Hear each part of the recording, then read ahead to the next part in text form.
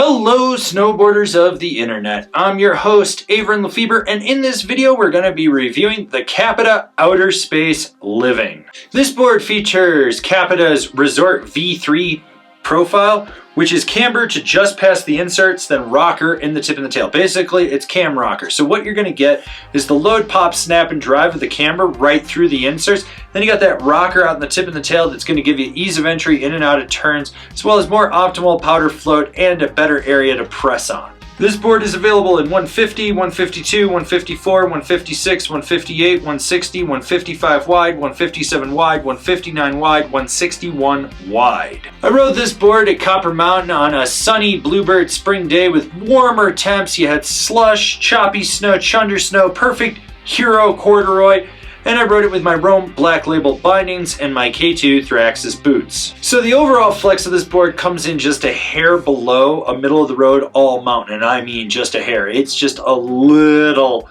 softer than I think it should realistically be. But what you do get is softer tips that's accentuated because of the rocker zones, and then right where that rocker meets the camber, it stiffens back up through the middle, and there's a fair amount of torsional flex to this board.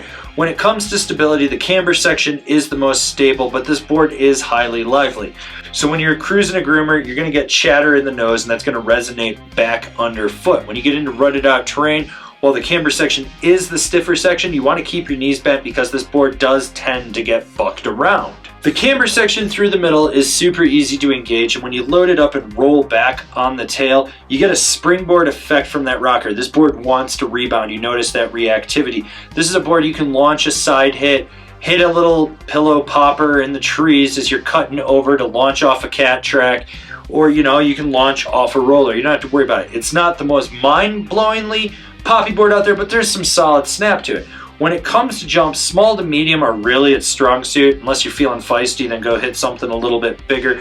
And what you're going to notice is that if you're laid back, this board will spring off the lip, but if you want to be a little more assertive and load up, you're going to get a little bit higher pops. You're going to go a little bit higher off the lip or a little bit further out into the landing. So when it comes to buttering on this board, you got that rocker in the nose and the tail, and when you get out on either of those rocker points, you feel this board lock in and it just holds that press. But when you want to disengage it, the camber section takes over and it lets you snap back out of it. So if you're one of those guys that likes to pop like a front or back one, land on your nose, press, pop 180 back out, you're going to get solid snap out of it. When you get sideways, if you want to pop out and then transition over to the nose or the tail or whichever one you're doing, it works totally fine with that. Basically, you can get weird with this board, and there's not a ton of fight, so you don't have to worry about it.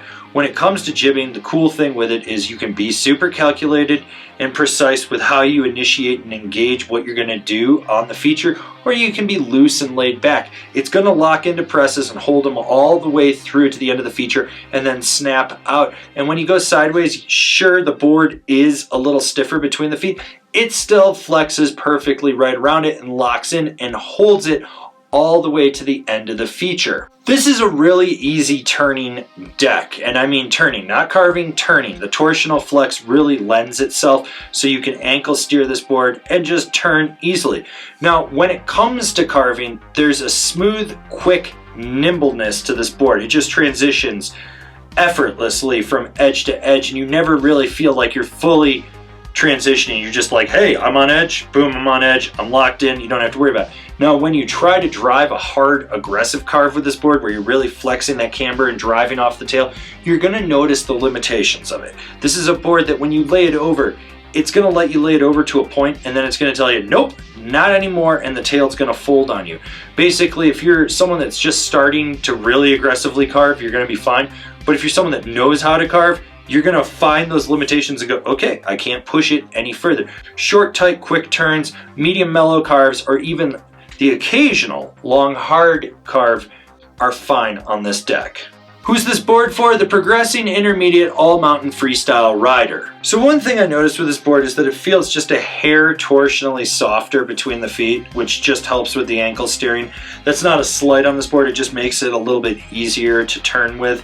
And by and large, this board is consistent for what it is. I mean, it's a solid intermediate board. It's the little brother to the Mercury, in my opinion, even though they beefed that up this year. What you get with this board is just a deck that can kind of handle everything you throw at it, and it doesn't falter. Is it the best thing out there? No. Is it the worst thing out there? No. It's a solid snowboard that does snowboard things, but you know that you can get on it and it's just going to be able to handle whether you're smashing POW or cruising a groomer. Comparable boards: the K2 Ray Gun Pop, the Rome Warden, the Solomon High Path. Binding recommendations: the Union STR, the Rome Vice, the Ride C6. This has been my review of the Capita Outerspace Living. Do you agree? Do you disagree? Do you own one? Are you going to buy one? Leave me a comment down below. Let's have a conversation about this snowboard. If you're new here, remember to subscribe, click the bell, get those notifications. That way you're not going to miss any of the videos we got coming out for all you snowboarders of the internet. And if you really like what we're doing over here, do you want to support us further, swing on over to Angry Snowboarder VIP and become a member.